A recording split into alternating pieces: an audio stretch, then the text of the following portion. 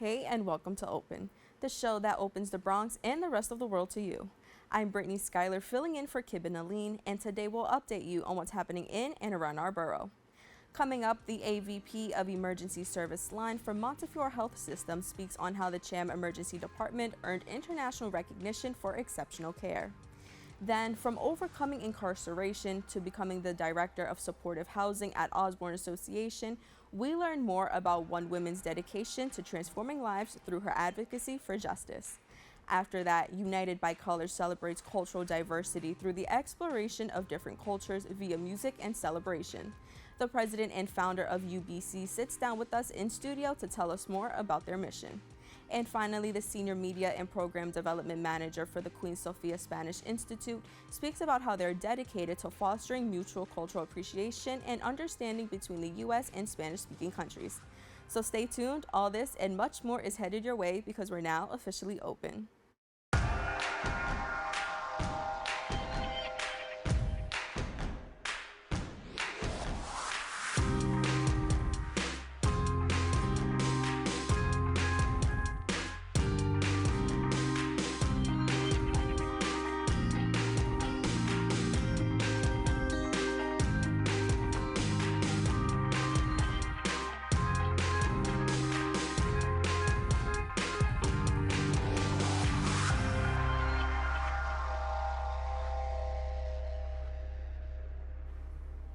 Hey everyone, I'm Brittany Skyler and today is Tuesday, August 6th.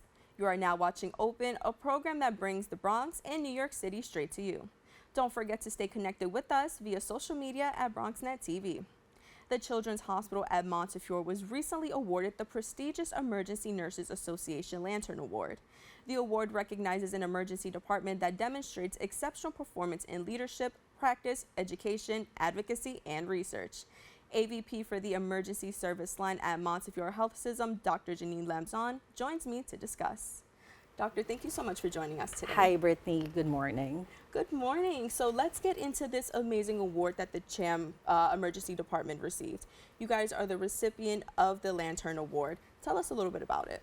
So the Lantern Award is one of the most prestigious awards for emergency departments in our country and actually internationally. And many emergency departments apply for that award, and we are the first in the Bronx. So I'm truly, truly proud for this recognition. Congratulations. That is so amazing. I mean, when I was reading over your bio, I saw so many amazing things that this emergency department does, and I'm so excited to get into all of it. But, tell me a little bit about how did it feel to have your efforts recognized?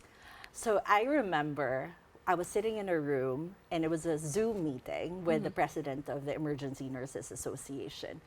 And I was really, really anxious. Together with my senior vice presidents, they opened the Zoom call and they told us right away that you won the Lantern Award. And what I felt in that moment is not just succeeding a personal dream, but actually like recognizing that the Bronx deserves this. And the partnership we had with the community of the Bronx speaks volumes that we need to provide the excellent care that these patients in the Bronx deserves. That is so wonderful to hear. Tell us a little bit about how it is to serve underserved communities here in the Bronx and being able to provide that adequate care that sometimes people may feel like they won't get in a place like the Bronx. So what I appreciate most about Montefiore Einstein is that we have become leaders in care, because 80% of the needs of the patient is not about just medical care. It is really having an informed decision about tackling very, very difficult problems such as food insecurity, housing problems. And we in the Children's Hospital and Montefiore as a whole, we make sure that those are a part of our care. Every single patient that come in Montefiore, we have community workers, we have social workers that actually look at the needs of the patients. And our care does not stop in the hospital. Our care transitions even in the community. And so we are very, very proud of that. I think that's such an exceptional way to distinguish yourself from other emergency departments, not just here in the borough, but in the city overall. Tell me a little bit about how the Children's Hospital works to maintain that. I think we have a strong connection with our community. Our leadership team also involves our government relations. We also have community workers. We have transitions of care and community ties and strong relationship with the leaders in the community so that we can hear from them. In the Children's Hospital, we also have committees that actually involve the families and their patients so that we can hear from them. We can feel what their needs are. And when we hear them, we can partner with them in creating innovative changes and pathways so that we can provide them not only the best medical care, but a holistic care that they deserve. Of course. And you know, the Children's Hospital, it works so hard to provide all this care. But what are some of the challenges of working in an underserved community? You know, talking about the emergency department, we are one of the busiest emergency departments in the country. And we have a high volume of patients. And like I said, you know, there are a lot of socio-economic needs of our patients. But I think in learning and listening from the patients and the families in the community, we made it a priority to partner with them so that they can also help us determine what are their priorities in care. In our emergency department, we make sure that within 10 minutes, a nurse sees the patient. And the nurse has pathways to speak with the providers so that whomever is in high risk need, so one of our projects, which is the sickle cell disease, if the patient is in pain, if a patient needs help right away, we tap our doctors right away and you get specialized care in the moment. And then even if you're coming in for some lower acute needs, we also have a pathway for that. Because even if you do not have an emergent need, we need to be able to see you right away too. Yeah. You know, this was the perfect segue because I was going to speak about how the Children's Hospital tackles complex illnesses like sickle cell. So tell me a little bit about, number one, the severity of the disease, because I feel like that's something that not a lot of people are aware of. And then also, you know, how the team works to support families and the patients affected by these complex diseases. So 1 out of 365 Black babies have sickle cell disease. And patients with sickle cell disease, they can be affected in many ways. Their heart can be affected, their vasculature can be affected, and they can be in extreme pain. And so one of the ways that we have innovated in our emergency department in partnership with our frontline staff, our nurses were actually the ones who created this innovation. The moment that a patient comes in with sickle cell crisis, they are seen by the nurse right away. We call our doctors right away so that the patient can be given pain medication if they need it. And then we call our specialized care. And specialized care doesn't necessarily mean just the doctor. We also have community workers so that when the patient transitions to the community, they can still have the help that they need. We also have personnel that will help with play. Because when you're in pain, you don't just need pain medication. We need to give you adjunct therapies to help you with, you know, alleviating the pain by distraction. So we have coloring and games in the emergency department so that they can still remain as children even through their crisis. So that's I think what's excellent about our Children's Hospital and our emergency department. Absolutely. You know, I don't have children, but I do remember, you know, being in the emergency room sometimes as a kid. And it's already hard enough for the parent, you know, trying to figure out what's wrong with their child. But also as a child, you don't necessarily understand the long wait or everything that's really going on. So how does the Children's Hospital really work to ensure that families are informed and educated on what's going on? So one of our nurses, his name is Ben Quinones. One of his projects was creating a patient experience card.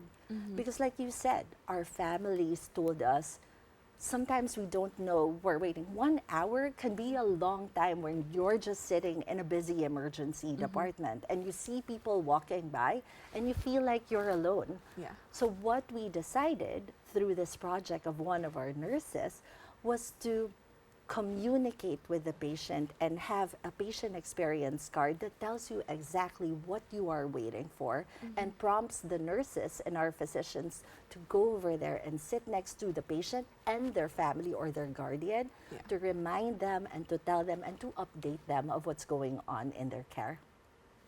I think that's such an amazing resource and tool to use.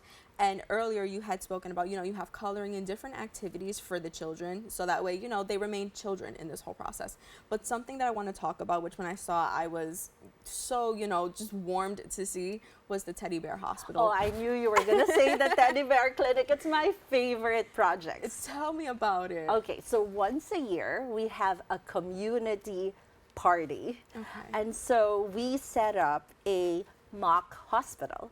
So it's a play hospital. And then our nurses are there. The kids bring in their teddy bears. And if they don't have a teddy bear, we supply it for them. And they come in, oh, my teddy bear has a fever. And so we do an x-ray, we do a play IV insertion, and we also do all of the things that you may expect when you're coming into a hospital. And what's great about it, Brittany, is that they get to experience to be a caregiver of their family member. And so that our hope is that when they come to the hospital, they remember that play experience so that there is no reason for you to be anxious, that you have nurses and physicians who actually care for you, who will be with you in that process. So that is something that I'm truly, truly proud of, not only because it's a great project, because it's the staff who actually thought about it. And that's who will be taking care of your family members when you come to Montefiore. I think that's amazing, and it just emphasizes the heart that you have to work in healthcare, and I think this is just such a beautiful project that goes along with that. Tell me, what has been the feedback and the reception been like from patients and their families? I think it just told us that after receiving the Lantern Award, it made us believe that there is so much more we can do in this community, and that they've helped us be an excellent emergency department because of the feedback they've given us. And now it's just the next frontier for our other emergency departments. This is a role model. CHAM Emergency Department has become a role model for all our other emergency departments. And we're so excited for this new adventure for us. That's amazing. And just to wrap up quickly, tell us a little bit about the support that CHAM requires to sustain itself, and how can the community get involved? The support that we need from the community is just continue to tell us. We send you surveys, tell us what we need to improve. And also we work with a lot of community resources, and they channel and they funnel it back to us in our patient and family communities. And so continue to be honest, continue to tell us your feedback, because I promise you, we have physician, nurses, and administrators like me who will listen to you and will provide you with like a humble and a modest way of changing everything that we can do to provide the care for our patients. Dr. Llamzon, I want to once again congratulate you and the entire team, and thank you so much for joining us today. Thank you, Brittany, and I am happy to show you what we've done in the Children's Hospital, and I'm excited to see you when most of our emergency departments get the lantern. Absolutely. So to learn more about the Children's Hospital at Montefiore, please visit their website at cham.org. Don't go away, we'll be back with more Open right after this. 19.7% of Bronxites currently experience food insecurity. Meanwhile, instead of these nice, colorful foods, this is the best food that they have access to. If this sounds like you, there are a bunch of resources to get healthy food for free or cheap. If you want to help, you might consider donating or volunteering in one of these places. community fridges like this one are all over the city and allow New Yorkers to conveniently donate extra food to people who might need it. Go to this link and find your nearest one. Food banks and pop-up events like these provide millions of healthy meals to families in need. These organizations are distributing meals to Bronxites as we speak and are always accepting donations and volunteers.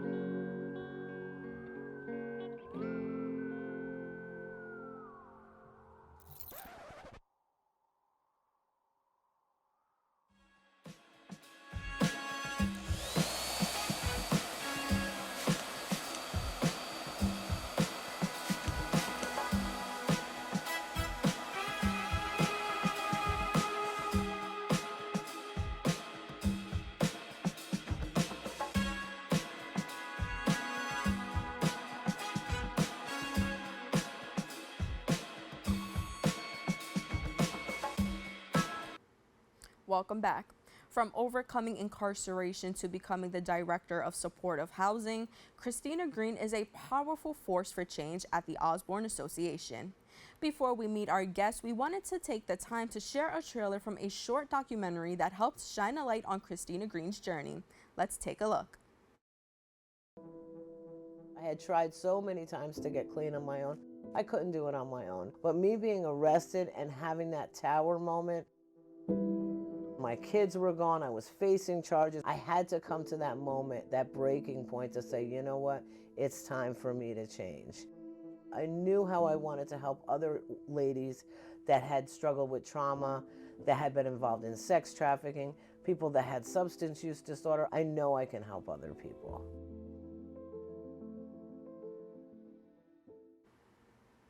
Christina Green joins me now. Good morning, Brittany. Good morning, Christina. How are you? I'm great. Thanks for having me. Very excited to be here. We're excited to have you. So to start off, tell us a little bit about the Osborne Association and its overall mission. Well, our overall mission, what a great place. Let me just start by saying that. I started as a participant. I can't be more grateful and humbled by the whole organization. We transform lives, communities. We help people within incarceration, outside of incarceration. We do policy work. We work with the families. It's not only the people. I mean, incarceration is a community issue. So we support the community in that, in returning citizens successfully re-entering the community. That's amazing. Tell me, your work began with the Osborne community as a community health worker. Tell me, what did your role consist of? Well, when I first started, like I said, I had finished a workforce development program after I returned from incarceration through the Osborne Association, and I saw all the great work that I did. And you get that feeling was like, I belong here. This is the kind of work I want to do. And I applied for the position. I received the position as a community health worker. I accompanied participants to doctors' offices because health issues is a big factor for people returning from incarceration. And I was a peer support specialist, having that shared experience of incarceration. It was probably one of the best jobs I've ever had. But I worked really hard and was promoted throughout the organization, and now I'm the director of supportive housing, I'm proud to say. Well, congratulations on your journey. That sounds like an amazing feat. And, it started even earlier because the work that you do is especially significant because you have experience with the criminal justice system. So can you tell us a little bit more about your journey with incarceration? Yeah, well, I was arrested in 2016, and through that journey, I had to navigate several obstacles through, with my family, my children. I'm a mother, coming home and not knowing where am I going to start? How do I even start this journey? But I took the time during incarceration. I went back to school. I got clean. I've been clean. In March will be 9 years free from drugs, which I'm very proud of. And I came home and I found an organization that welcomed me with open arms. Um, and I think, if people understood, people just want second chances, and the Osborne Association is about giving people second chances. Yeah, absolutely. Again, congratulations. Tell us a little bit about how this journey influences your day-to-day work with the Osborne Association, and how does it continue, to influence? Well, I think having that shared experience, that shared life experience, I take it very seriously. When we started a housing project, we look at things, the needs of the residents returning home. So one of those might be connection to healthcare, like I Hmm. mentioned earlier, is very important. Technical support, social support, a social support, whether it be from staff members or social support from one another, or learning how to communicate with your family, because people are returning home. There may be some trauma issues or some different kind of things that they're working on, and helping guiding the people through that journey, and having that shared experience, and being a peer to that, because I always put that first and foremost, that I'm still a peer, and I do understand the obstacles. Speaking of knowing what you know now and given your experience, what are the benefits of having someone with experience with incarceration to do this type of work? I often hire people with that were at one time justice impacted, understanding the needs of the community. So our housing portfolio is growing. It seems like daily. I'm so proud of all the great housing work that we're doing. But like right here in the Bronx, we have Fulton Reentry Center, so serving older men returning after long-term incarceration. So putting those tools in place so people can be successful. You have to give people tools to be successful. You can't just drop them in the community. So the Osborne Association, we connect. We have workforce development classes, employment specialists. Like I said, connection to healthcare, connection to social support, substance use disorder, and all the tools you need so you can regain, your life with your family, or on your own. Every situation is different, back into the community successful, to avoid recidivism. And I've seen a lot of success stories within our different housing programs. Our Fulton, which just opened in April, special shout out to DHS, thank you. um, we had two people from April that came to our reentry center and are already have supportive housing. Went from transitional housing to their own housing. That's huge. So it's working. We have another site, Marcus Garvey in Brooklyn.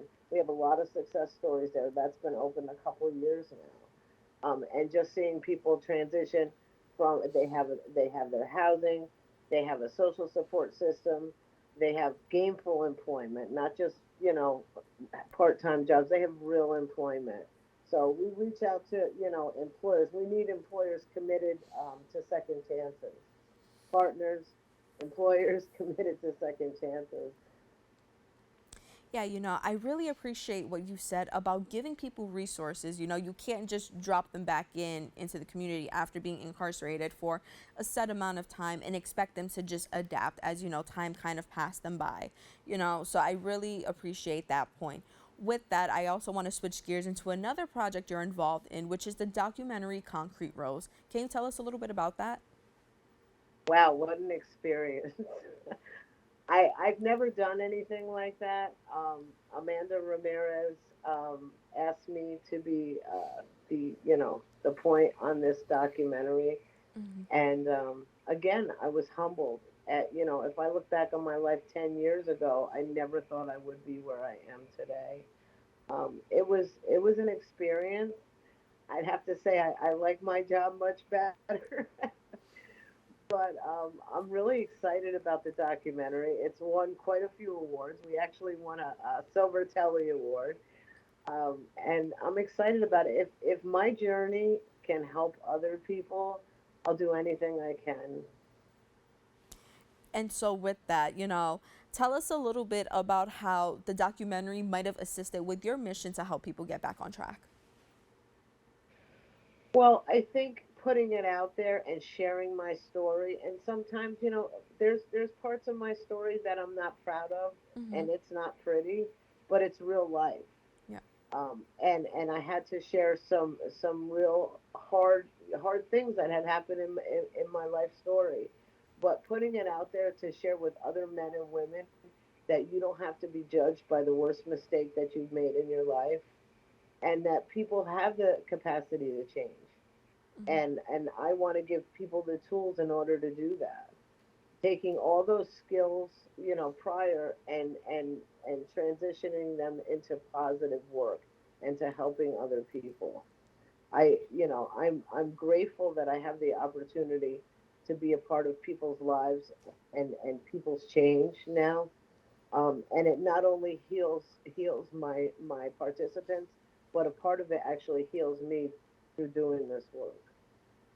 Absolutely. And I really do appreciate you for being honest and coming to the forefront with your journey, because a lot of times people will, kind of hide away the truth and try to sweep it under the rug. But I think it is important to share your journey to show other people that they're not alone. So, with that, tell me a little bit. The film has been submitted into numerous international film festivals and, like you mentioned, has won quite a few accolades. Tell me, what do you hope that viewers learn about the road to recovery and success? I hope that people learn listen, just because you're doing the right thing and you're putting one foot in front of the other, life has hits you hard sometimes, and things come up. But if you have a support system, people that you can reach out to, employment, like I said, employment, housing, and a support system, those are the three things that you need most of anything, that more than anything, to be successful in that. So again, if my role can help somebody else return to the community successfully, I'll do whatever I can. And I try to, it's a big part of my life, not only my employment, but my personal life, Mm-hmm. into helping people reenter the community successfully. Because with that support, if I could be a support system, I absolutely want to be. That's amazing, Christina. Once again, I want to congratulate you on your journey in this documentary, and I wish you guys all the best in these new film festivals. Thank you so much. To learn more about the work and services offered by the Osborne Association, please go to their website at osborneny.org. Stay tuned, we have more open for you right after this.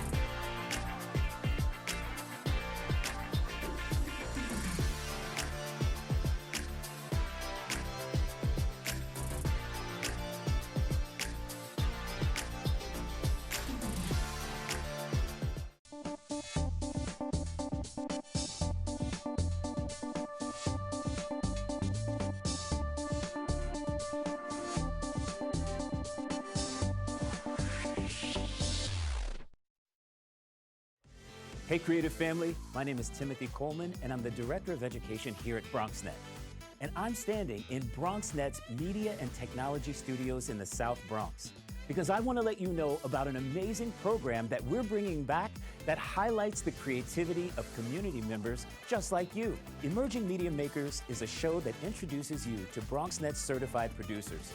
They've taken a step in their creative journey by enrolling in BronxNet's media training classes. On this show, you'll get to see the many ways that our certified producers have created a space that's all their own. Emerging Media Makers, your passion lives here.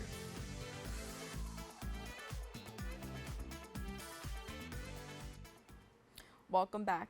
United by Color celebrates cultural diversity, fosters awareness, and builds unity through the exploration of different cultures via music and celebration. The organization's mission is to connect people by highlighting and embracing cultural richness.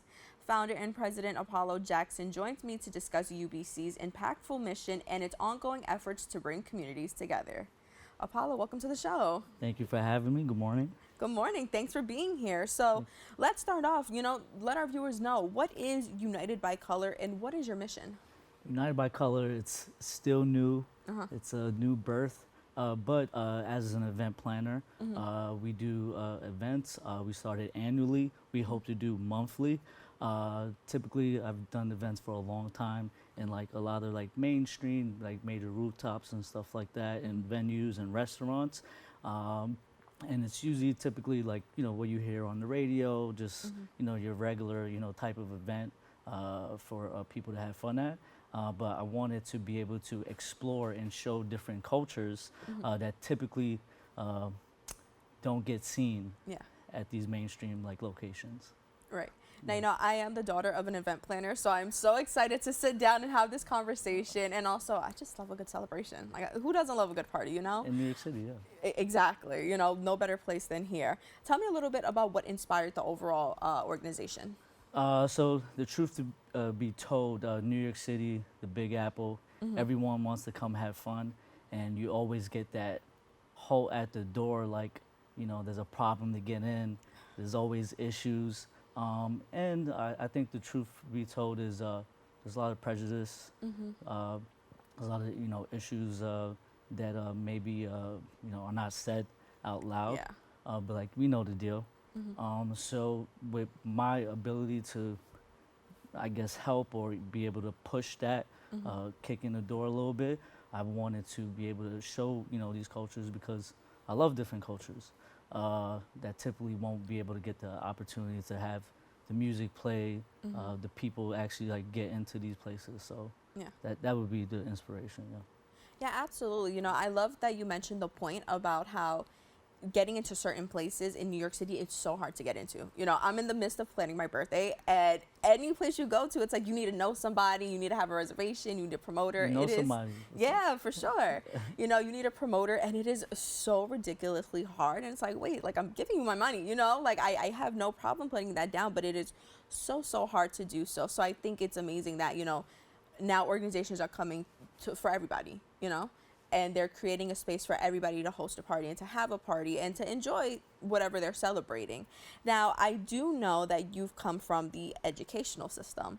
How did you come from the education system to party and entertainment business? Yeah, I guess, coming out of college, just, looking for a job. Yeah. I kind of got hooked up.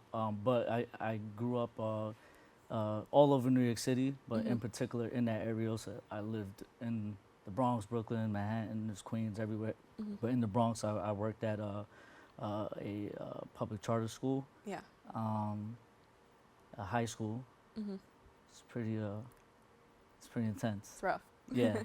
But it was very natural. Because Right. I was actually like close in age and was able to connect with the students, and it was very, very fulfilling because it was kind of like seeing me Yeah. when I was younger. So I was there for a little while and also trying to juggle, creating a business. And I had to pick one. Yeah. But yeah, I still have a love for the educational system, yes. Now tell me, is there anything that correlates between the two? Anything that you picked up from the educational system that you now put into the party planning system? Yeah, I mean, I feel like at heart, like, with the youth, that's where the freshness comes from, the trends, the music, Yeah.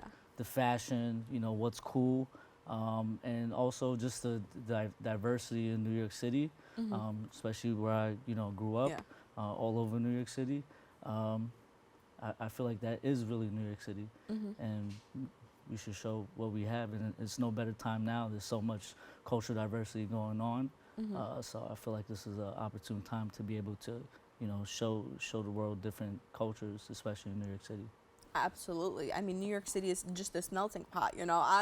I went to public school in New York City. It was everybody who you can think of, and it's funny that you mentioned you kind of look towards the youth. I'm 22 and I'm still guilty of like looking at like 16-year-olds like, what's cool now, what's trending, They know, but and they do. They've always known.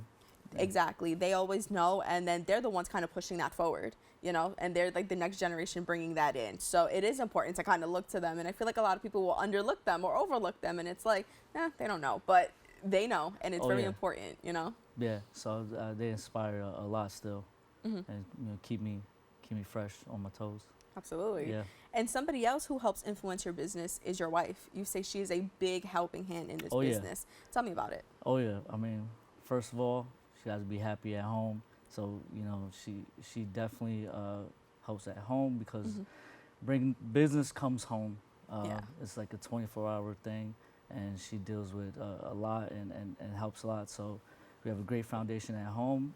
So we have a great relationship like that. So it actually kind of like feels very natural anywhere we go. If we go to a business dinner, so it's very natural. If we're working together on site, it's very natural. So she's definitely my rock, supporting, because she's from Brazil as well. Okay. We do a lot of Brazilian events. So she's been a big help with that as well. And so, you just mentioned you will sometimes look to the youth to see what's trending and all of that. But tell me, how do you research cultures to make commercial plans and market them? For me, I make it a big deal, big process. Like for example, just to give one example of the doing like showcasing like the Brazilian carnival kind of like theme vibe. We went to Brazil, so that was kind of easy because she's from over there, so we still with the family. But we shot a commercial in Rio. We shot a commercial in some famous locations in Rio. So it's actually a very expensive, extensive process. Yeah. But then there's the whole marketing plan. So I like to create that and plan far out, and we really push. I like to, how can I say it, like power the event by the people. Okay. So if it's the Brazilian event or the Desi event, which means from South Asia, the people that are pushing the event actually are in those countries. Yeah. So we hire VAs remotely.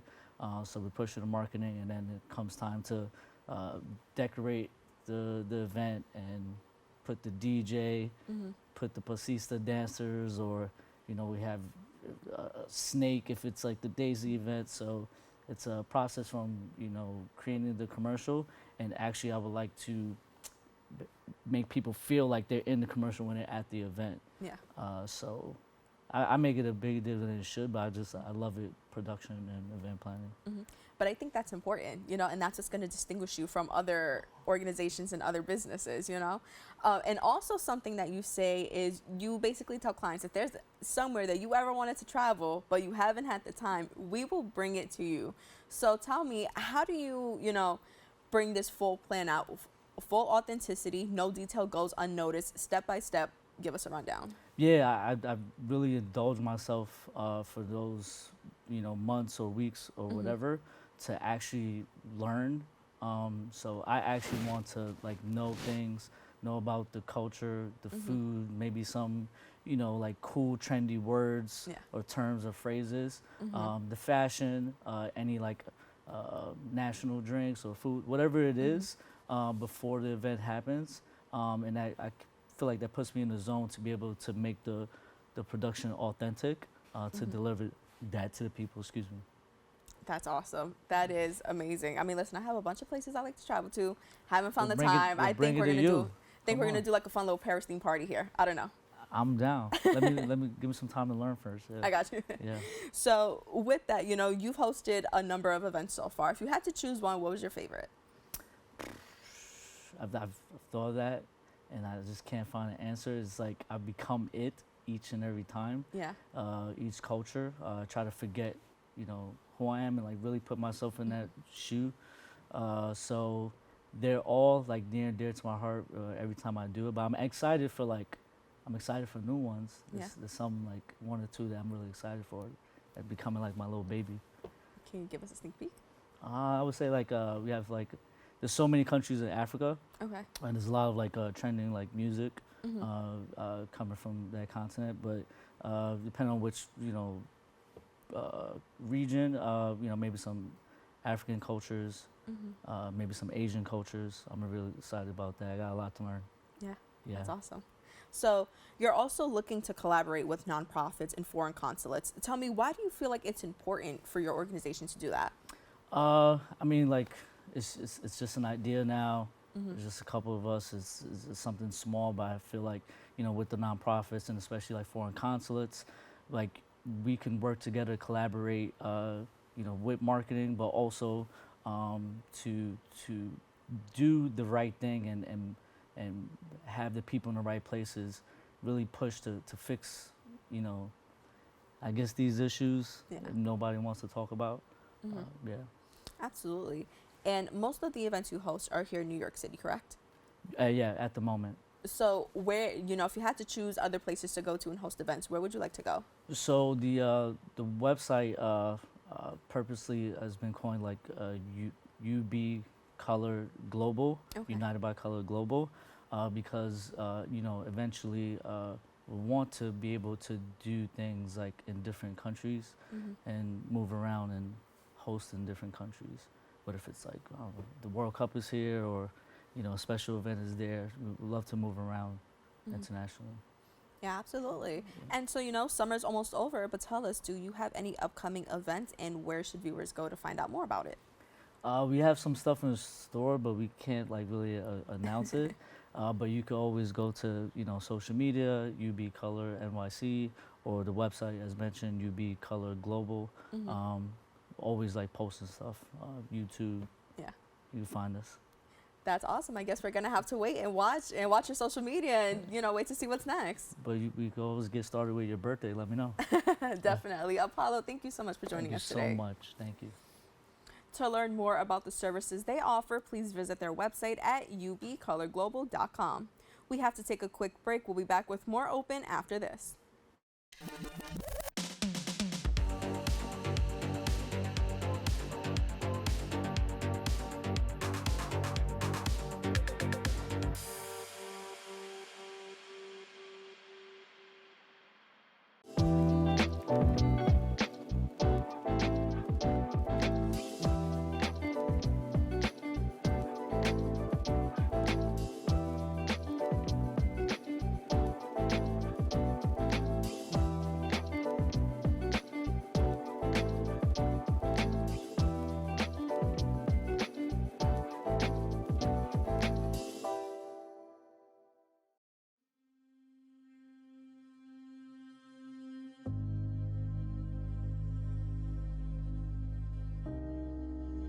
Only 57% of New York City high school students are college ready by their senior year.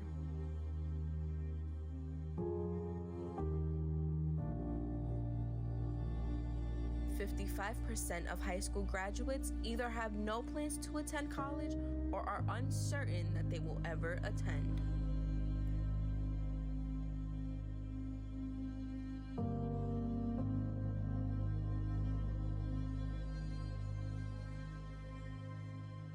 .34% of young adults don't go to college because they can't afford it.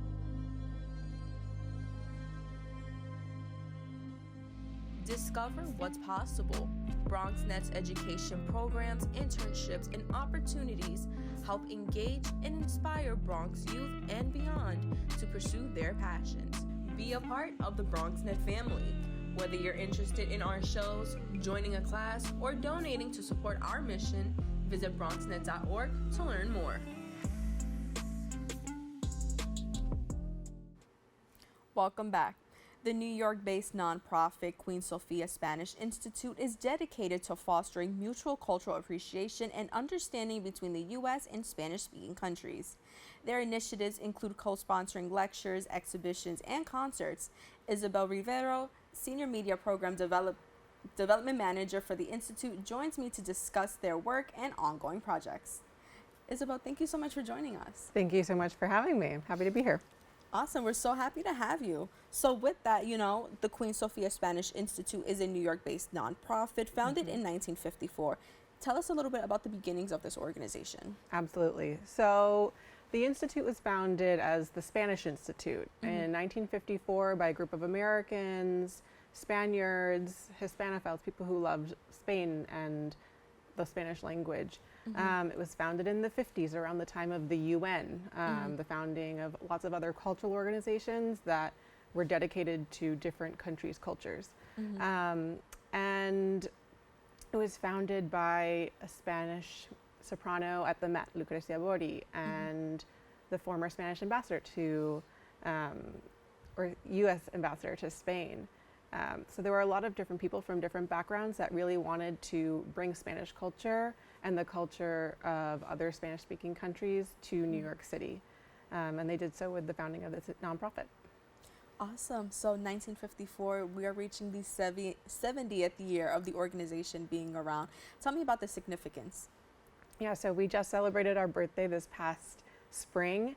And it's kind of incredible to have an organization last 70 years in New York City, and it's evolved in so many ways. I mentioned that it was started as the Spanish Institute, and in 2003, Her Majesty Queen Sofía of Spain accepted the unanimous request from the board of directors of the Institute to rename it in her honor. So over the many years, it's changed a lot, but this year, Her Majesty is actually going to come to New York City on November 4th and will be presenting what is called the Sofía Award for Excellence, which is something we've given over many, many years to people who really embody the mission and demonstrate the excellence of the Spanish-speaking world, and really are trying to bring cultures together and share culture with New York City and the world. And this year's honorees are Gustavo Dudamel, who is a conductor and will be coming to New York to be the conductor for the New York Philharmonic, I believe in a year or so. And also Carolina and Reynaldo Herrera, who are longtime supporters of the Institute and are she's in the world of fashion and bring another aspect of culture. Yeah, absolutely. So I'm assuming that this is how you're going to commemorate 70 years in a Absolutely. big gala, big event. Tell me, Big what can we party. expect? Well, we can expect to have the honorees there, and Her Majesty will present this award to them, and it's going to have hopefully a lot of people who have been a major part of the Institute over the past 70 years will attend and be able to see their friends and colleagues. That's amazing. And now tell me, how has the organization evolved over the last 70 years? Yeah, so I mentioned the name change. One of the other things that has happened over the years is we've changed the different types of events and where we've had them. So back in the 50s, we started an archaeology research fund, and students were going to Spain in order to do research and go on an archaeological dig where they found lots of different pieces, and there have been papers published, catalogs published. The Institute has supported all of this work and exhibitions. In the early 2000s, when Oscar de la Renta was the chairman of the Institute, there were a lot of fashion exhibitions because that was a big part of his world. Now we're really dedicated to education and to the field of history and highlighting a lot of Spanish history that has been kind of forgotten about. Yeah, we definitely later on, I definitely want to talk about your support in the education system with the charter schools. Sure. I'm so interested in that. But you just mentioned about kind of preserving this culture and this history. Tell us a little bit about why it's so important, especially here in New York. For a community of New Yorkers, why is it so important to preserve that history? It really is important, and thank you for bringing this up, because New York City has been one of the places where people have spoken Spanish in the United States for the longest time. Yeah. It's an incredibly diverse city. It's an incredibly international city. And, we think about in the 16th century, Juan Rodriguez came from Santo Domingo and came to Manhattan and was a Spanish speaker living in Manhattan. Then also Spain has has played an integral role in the American Revolution. That's an unknown history that people really don't know about or not taught about in schools. It's a project that we're working on with the Gilder Lehrman Institute of American History and the Royal Academy of History of Spain to really open access to historical information and documents, primary source documents that tell that history. I mean, in New York City, for example, in the 20th century, there was a neighborhood called Little Spain. Again, there's still vestiges of it with some Spanish restaurants around 14th Street in the Chelsea area. But, New York City has always been a home to Spanish speakers from many different countries, and there's so many Spanish speakers in New York City now. I mean, the United States is going to be the top Spanish-speaking country in the world in just a few short years, so it's very important. Absolutely. And so moving into the work with the education system in specific schools, the organization has strengthened connections within the community, and the QSSI supported BRIA public charter schools during COVID. Why was this so important to focus your initiative towards this specific school? Well, one of the things that happened at the beginning of COVID, everything changed. We all saw that. And as a nonprofit organization dedicated to education and to sharing the history and culture of Spanish speakers and of Spain and the United States, it was kind of impossible to do anything in schools without supporting the schools themselves. And this charter school network in particular, a lot of the students didn't have access to internet at their homes, or they didn't have the tools that they needed for online learning, computers, etc. And when everything shut down and schools went online, the Institute said it's really important that we support schools in order for them to be able to access this information, be able to access their classes. And we were able to, once all of that technology was set up, have read alouds that we supported for these students and other online programming. Yeah. Tell me a little bit about what was the feedback and the outcome from the students and staff? They were very, very appreciative. I think in a moment of crisis like that, students really didn't know, and administrators didn't really know what they were going to do. So I think this gift was really transformational for them. Of course. And so now let's talk about the Talia Awards. For those who may not know, tell us a little bit about what they're about and the significance they hold in the community. So the Talia Awards are really exciting. They're essentially the Spanish Tonys, I would say. And every single year at the Teatro Español in Madrid, different awards are given out for performing arts, for dance, for theater, for even, circus. And there's a very special prize that also is awarded to a Hispanic or Latino production in New York City. And that is what we're involved with. So tell us a little bit about that prize and, just your involvement and why you chose to collaborate with this specific organization.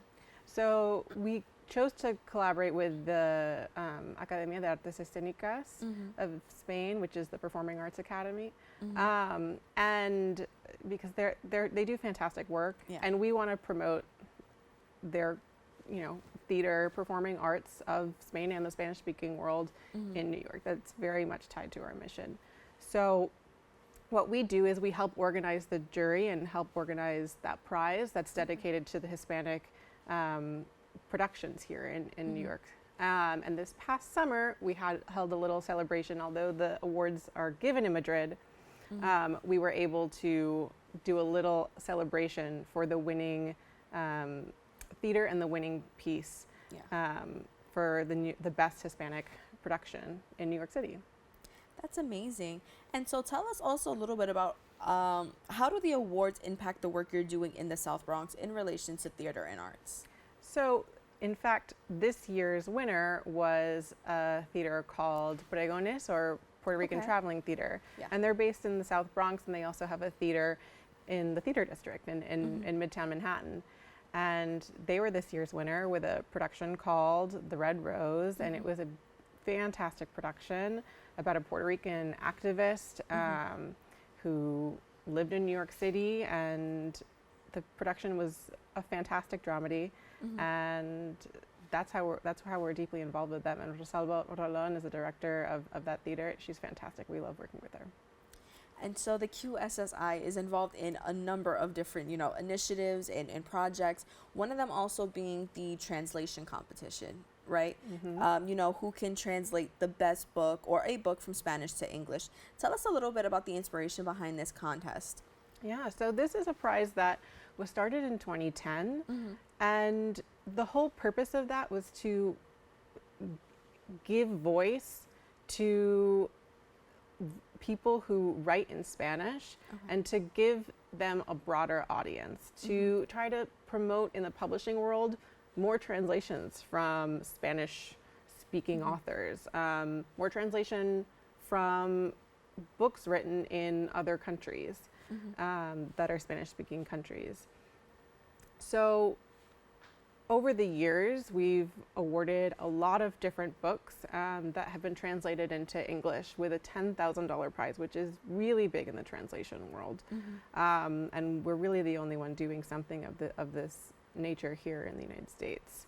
So, previous awardees have been Sophie Hughes for her translation of Hurricane Season by Fernanda Melchor, which was a fantastic book, and really was very well accoladed, in the literary world. But there's also been books that haven't necessarily had that time in the sun. So 2 years ago, we awarded Angelica Gorodicher's Jaguar's Tomb, Tumba de Jaguares by the Argentinian author. And it's really bringing a lot of light to these authors and to these stories that may have been overlooked in the past. Yeah, just quickly as we wrap up, just tell me a little bit about potentially 70 more years in the QSSI. What are your hopes? So we would love to have 70 more years. That'd be fantastic. In the short term, though, we're working on an initiative called American Spain 250, talking about the 250 years of relationship between Spain and the United States. As I mentioned, we started with Spain's involvement in the American Revolution. You can learn more on our website, though, and on our social media. So keep following, and maybe we'll see you in the next few years. Awesome. Isabel, thank you so much for joining us today. No, thank you for having me. So we've come to the end of our show today. I'd like to thank all of our guests for joining us and you, the viewers, for tuning in. If you missed any part of today's show, you can catch the Recablecast at 5 and 10 on Optimum Channel 67 and Verizon Fios 33, or watch anytime on the web at bronxnet.org. You can catch a brand new episode of Open with Darren Jaime on Wednesday and Rena Valentin on Friday. I'm Brittany Skyler, wishing you and yours safety and wellness now and always. See you next time.